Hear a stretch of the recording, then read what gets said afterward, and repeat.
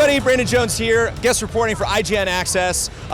You guys want to know more about what's happening here on the show floor. I have a game that you probably have heard about, but you don't know the specific details because a lot more is coming now. We have Joseph here who's working on the game ReCore. What is ReCore? Well, ReCore is a great action platformer that's coming out for Xbox One and Windows 10 on September 13th. What kind of game is it? Like, what more can you tell us about the game that somebody might not know? They've never heard of it before. You don't have the chance to actually show them the game. How do you pitch it?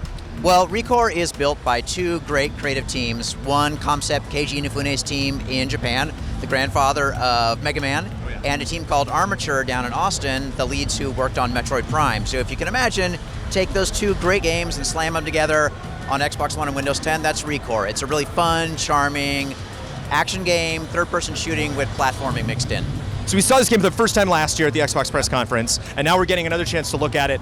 Describe what you brought to the show this year and why specifically you're showing off these specific segments of the game. Sure, so previously we've shown Jewel Adams, the main character, in sort of this wide-open, desert, dry environment.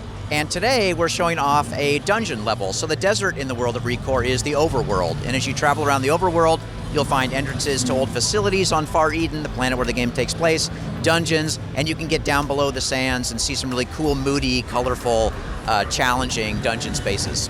And how's the reaction been so far for people just trying it out here on the show floor? It's been great. We've got a line all arrayed down the PlayStation booth, which is always good. People are having fun. I mean, they're picking up the controls. It's really intuitive. We wanted to bring a demo that was actually kind of challenging, but people are sticking with it and having a lot of fun. That's what ReCore is. It's a game that's really accessible for anybody, but if you want to really dig deep and get good at it, there's a real challenge to be had. So that's fun to see people doing. So where specifically does that challenge come from? Because I saw in the the gameplay that they showed at the press conference, there's some platforming challenge, which I wasn't necessarily expecting and we hadn't necessarily seen before. Yeah. And I imagine you want all parts of the game to be challenging, but how is that challenge balanced throughout the game? There's definitely a challenge from the platforming. That's a really fun part of it. But the real, I think, special sauce of ReCore is how you combine your different Corebot allies together. The Corebots are your robotic friends, the spider and the dog and the big gorilla that we've shown.